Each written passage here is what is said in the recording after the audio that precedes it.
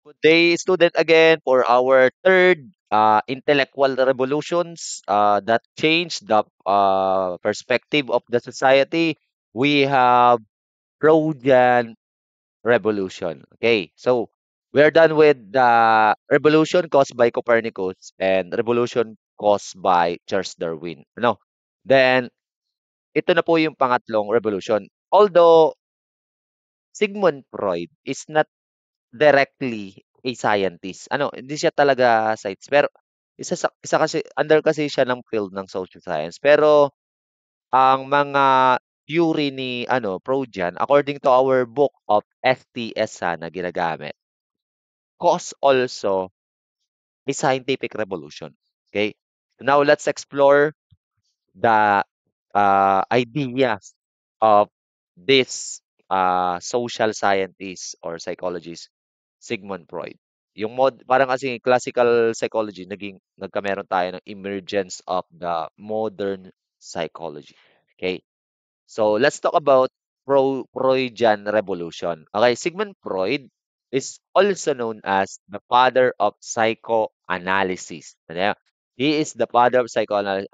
I hope this figure is already discussed in your understanding the self. Kung siya ay nabanggit Pero I think those subjects or yung mga subject na related sa social science ay alam ko makikilala nyo na ito si Sigmund Freud or kilala nyo na siya, no? So, Sigmund Freud believed that when people explain their behavior, ito po yung kanyang revolution Sabi niya doon sa sa idea, sa theory, when people daw explain their behavior, they rarely give a true account of their motivation. Not because they deliberately lying. Hindi talaga sila direktang nagsisinungaling pag sinasabi nila yung kanilang behavior. But they are more adept of self-deception. Meaning to say, may mga tao pong sa paningin niyo, sa panlabas gano'n yung pinapakita nilang gusto nila. Pero within their unconscious self, meron silang behind na motivation. Ano, parang ano ba, yung parang kukunyari lang or hindi talaga yun yung real na 'pag sinabing self-deception kasi parang inaano mo yung sarili mo, parang niloloko mo na akala mo yun talaga yung mo, motivation pero iba pala. Meron silang unconscious mind. So, Freudian structural theory of personality emphasize the role of unconscious psychological conflict that shape behavior and personality. Yun po yung ni Sigmund Freud. So, the idea reflects Sigmund Freud's view of human behavior because meron po tayong driven by unconscious motives and desire. 'Pag sinabing unconscious, hindi mo talaga siya deliberately iniisip na ganito. Pero behind your minds, merong ganito kang desire. That they themselves, sabi, ang mga human daw is unaware dun sa unconscious motivation na yun. When explaining their action, katulad nito sinabi 'pag ine-explain nila yung action, individual may provide lagi 'pag may kaharap na tao, logical and socially accepted reason. Kapag may nakakakita or may kausap na tao, kailangan ang ipakita nila yung socially accepted na yun ang maganda, maganda kung nasaan man silang social context. Kasi hindi mo naman puwede sabihin na gan'to ka talaga kung dun sa lugar niyong yun ang para sa kanila maganda. So, ipapakita mong gano'n ka, pero meron kang true motivation sa loob mo that hidden in your unconscious mind. This isn't deliberately lying. Hindi siya direkta talaga or motive mo talaga na magsinungaling, na ipakitang gano'n ka, pero it's called self-deception. Self-deception kasi ina-avoid mo lang yung conflict. Kasi hindi nila puwedeng malaman yung tunay na motives mo behind that behavior. Hindi na puwedeng malaman kasi baka ma-stress ka pagka alam nilang gano'n ka pala, okay? So that's why most of the humans, they are capable of self-deception. They are doing self-deception. They are uncomfortable for the truths, yung katotohanan tungkol sa kanilang personalidad or conflict na maaaring mangyari kapag nalaman ng mga tao na gano'n pala talaga sila. So, that's shape the psychological community. That's why he's a father of psychoanalysis, yung pag-a-analyze ng behavior ng mga individual. So, Sigmund Freud also pioneered these three components of mind that affect human behavior. We have what we call the id. Siguro naman, ano kayo dito, familiar na kayo dito sa tatlong ito. We have the id, ego, and super ego. When I say id, meron po tayong mga ano, kita nyo naman, screenshot nyo na lang yung mga ano niya. When I say id, sa madaling salita, po yung fresh pleasure principle. Pagkapanganak natin, bata pa ha, sanggol ka pa, you want something. Pag hindi naibigay sa'yo, ay magko-cause sa'yo ng stress, magko-cause sa'yo ng parang gusto mo 'yun, gusto mo makuha, go agad, go.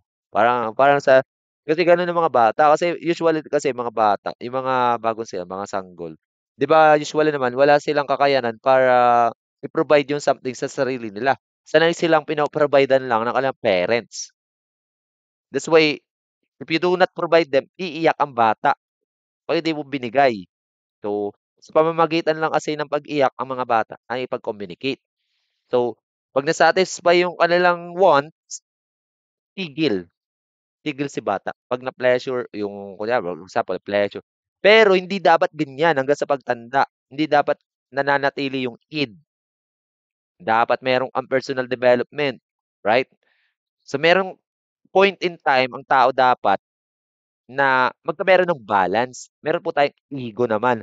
Ang ego, balance itong pleasure at saka balance itong pagiging, matuwid. Ito po yung matuwid na, yung super matino ka, wala kang ano talaga, walang ginagawang mali, super ego naman yun.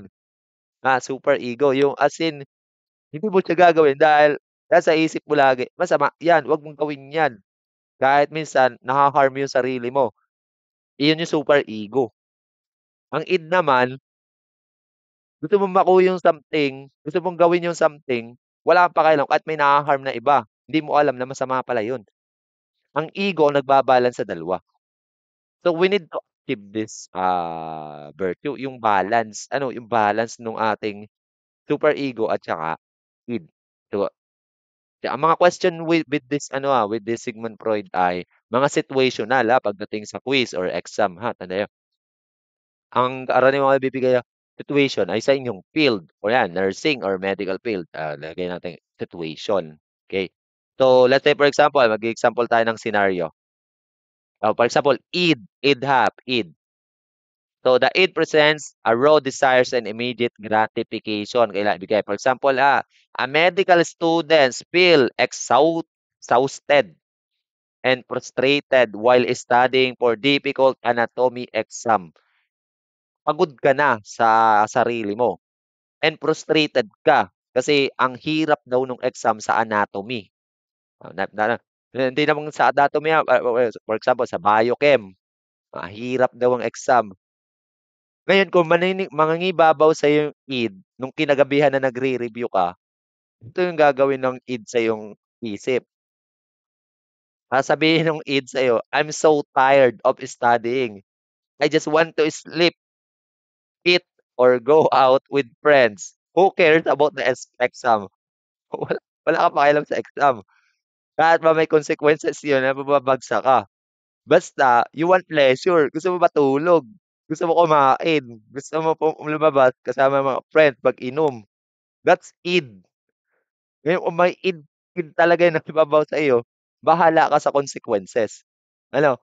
So, hindi ka na kasi baby pagka ikaw ay nasa time na nag-aaral ka kasi college student ka na. You need ego, balance between your pero hindi naman 100% lahat ng student during your time, college student ay nasa ego. Meron nga mga super ego na student, yung kahit na super honest, super matino, matuwid, 'yun yung mga super ego talaga. Yung kahit sila'y ma-harm, kahit sila'y mamatay, ay sasabihin nila yung ano,